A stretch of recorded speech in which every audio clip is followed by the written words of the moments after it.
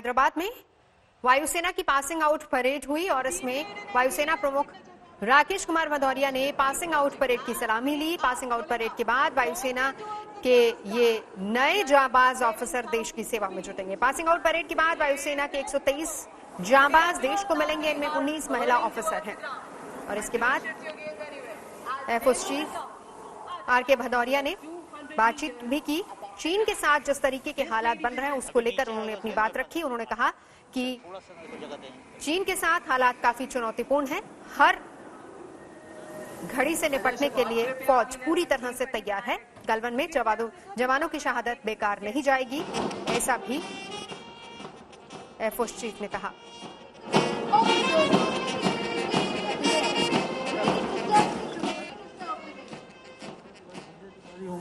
News 18 से आपने बोला कि चीन का जो डिप्लॉयमेंट है वहां पर क्रॉस बॉर्डर वहां वो बढ़ गया है। आपने बताया कि चीन के जो है डिप्लॉयमेंट बढ़ा है इन दिनों में। अभी इस पासिंग आउट परेड में जनरली हम देखते हैं कि बहुत सारे फाइटर एयरक्राफ्ट यूज होते हैं। आज सिर्फ यहाँ पे सूर्य किरण का डिप्लॉयमेंट किया गया। क्या इसका कोई रिलेशन है? क्या हमारा भी डिप्लॉयमेंट भी उसी हिसाब से हम इस सिचुएशन में हैं कि अब किसी भी समय कोई दुस्साहस चीन कर सकता है और हम उसको इसी वजह से हमने जो फाइटर एयरक्राफ्ट है वो यहाँ पासिंग आउट परेड में भी नहीं लाए और हमने उनको प्रॉपर जगह डिप्लॉय किया है ताकि हम उसका मुंहतोड़ जवाब दे सकें। देखिए, जहाँ तक परेड का सवाल है, जहाँ पे जो जहाज आते हैं यहाँ हम नॉर्मली फाइटर्स नहीं लाते हैं, दूसरे जहाज आते हैं, बट इस बार थोड़े कम थे बिकॉज हम वो जहाज दूर से नहीं लाए जो जिनको यहाँ पे डिटैचमेंट करना पड़ता। वो कोविड रिलेटेड प्रिकॉशंस थे। ओके, सो जो जहाज यहाँ आने चाहिए, थोड़ी जो कमी है वो कोविड कंसर्न है, not concern with the current situation. अगर करंट सिचुएशन इतनी डिफिकल्ट होती तो मैं यहाँ नहीं होता। जहाँ तक सिचुएशन का सवाल है, अगर यहाँ और जहाज लाने पड़ते हम ला सकते हैं। हमारे पास स्ट्रेंथ काफ़ी है। ऐसा सिचुएशन नहीं है कि हमने सब कुछ एक जगह कमिट कर दिया है। तो उसकी चिंता नहीं करिए आप। सर, चाइना का जो डिप्लॉयमेंट बढ़ गया है उसको थोड़ा सा एलोबरेट करेंगे, वो किस तरह से, कितना बड़ा थ्रेट? जितना हर साल वो करते थे उस एरिया में डिप्लॉय एंड एक्सरसाइज, उससे इस बार ज़्यादा है। एंड जब ये एक्टिविटी LAC पे मई के बाद बढ़ी तो उसमें और चेंजेस आए, बढ़ाव आए, एंड वो सब हमने मॉनिटर किया है। तो उसी के अनुसार हमने अपने भी एक्शंस लिए हैं। Thank you. Miss Kurina from news meter. Sir, good morning. I'm Corina from Newsmeter.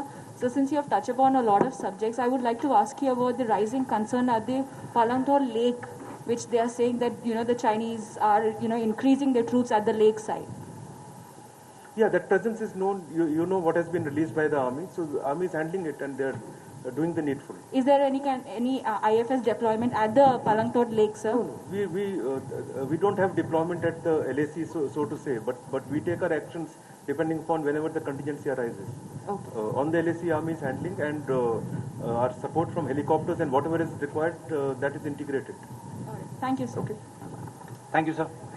Thank you very much. All the best.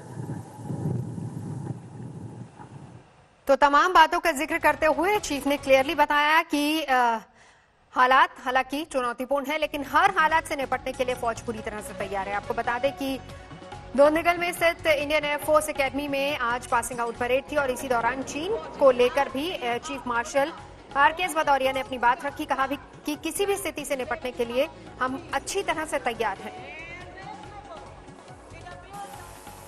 The security scenario in our region mandates that our armed forces remain prepared and vigilant at all times.